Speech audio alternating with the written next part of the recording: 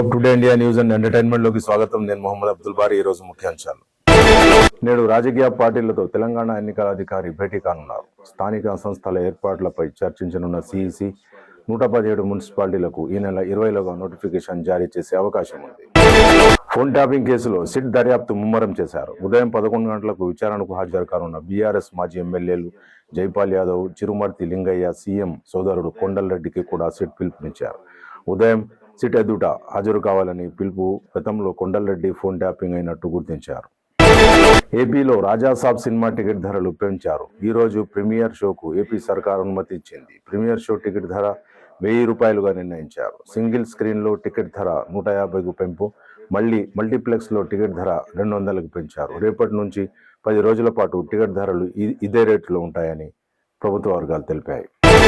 ఈ సంక్రాంతికి అన్ని సినిమాలు మంచిగా ఆడాలని చిరంజీవి ఆకాంక్షించారు. ప్రభాస్, రవితేజ, శర్వానంద్ చిత్రాలు హిట్ అవ్వాలని, నా శిష్యుడు నవీన్ పులిశెట్టి సినిమా కూడా ఆడాలని ఆయన అన్నారు. ఇండస్ట్రీ అంతా సుభిక్షంగా ఉండాలని, అన్ని సినిమాలు సూపర్ హిట్ అవ్వాలని చిరంజీవి అన్నారు. టాలీవుడ్కు అసలైన సంక్రాంతి అని చిరంజీవి చెప్పారు. వెంకీతో షూటింగ్ చాలా సరదాగా సాగిందని, ఇదే కాంబినేషన్లో ఫుల్ లెంగ్త్ మూవీ చేస్తామని చిరు చెప్పారు. భారీ నష్టాలతో ముగిసిన దేశీయ స్టాక్ మార్కెట్లు. సెన్సెక్స్ 797, నిఫ్టీ 263 పాయింట్ల నష్టం జరిగింది. ట్రంప్ టారిఫ్ల భయంతో కుప్పకూలిన స్టాక్ మార్కెట్లు. తెలంగాణ పూర్తి స్థాయి డీజీపీ నియామకానికి యూపీఎస్సీకి ప్రపోజల్స్ పంపిన రాష్ట్ర ప్రభుత్వం.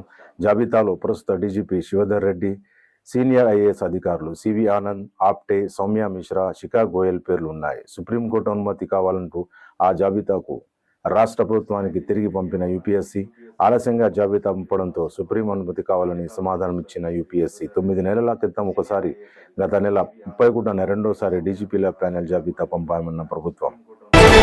బెంగాల్లో టీఎంసీ బీజేపీ మధ్య రాజకీయ దుమారం లేపింది. బెంగాల్లోని ఐప్యాక్ కార్యాలయంలో ఈడీ సోదాలు. ఐప్యాక్ కార్యాలయానికి వెళ్లిన సీఎం మమతా బెనర్జీ దేశాన్ని రక్షించలేని హోంమంత్రి నా పార్టీ ప్రతలను తీసుకెళ్తారా అని ఆమె ఆరోపించారు.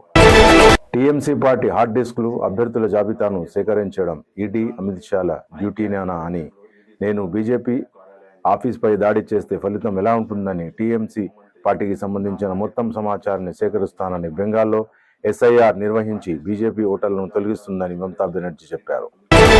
ఉపాధి హామీ పథకాన్ని నిర్వీర్యం చేసేందుకు కేంద్రం ప్రయత్నిస్తుందని ముఖ్యమంత్రి రేవంత్ రెడ్డి చెప్పారు. ఉపాధి హామీ పథకం ప్రపంచవ్యాప్తంగా గుర్తింపు పొందిందని, అధికారం ఉంది కదా అని మోడీ సర్కార్ ఇష్టారాజ్యంగా వ్యవహరిస్తోందని ఆయన అన్నారు. ఉపాధి హామీ పథకం ద్వారా గ్రామాలలో విప్లవాత్మక మార్పులు వచ్చాయని, మోడీ ప్రభుత్వం పేదలపై కక్షపూరితంగా వివరిస్తోందని ఆయన అన్నారు. దేశంలో 80% ప్రజలు ఉపాధి హామీ పథకంపై ఆధారపడుతున్నారని సీఎం రేవంత్ రెడ్డి చెప్పారు.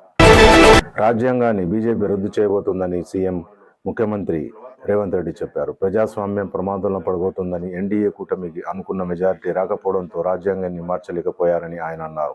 రాజ్యాంగాన్ని మార్చలేకపోయాం కానీ నెరవేర్చిన రూపంలో హక్కులు కాలరాస్తున్నారని ఆయన అన్నారు. ఓటు హక్కును తీసేస్తే కుట్రలో భాగంగానే ఎస్ఐఆర్ను తీసుకొచ్చారని ఆయన అన్నారు.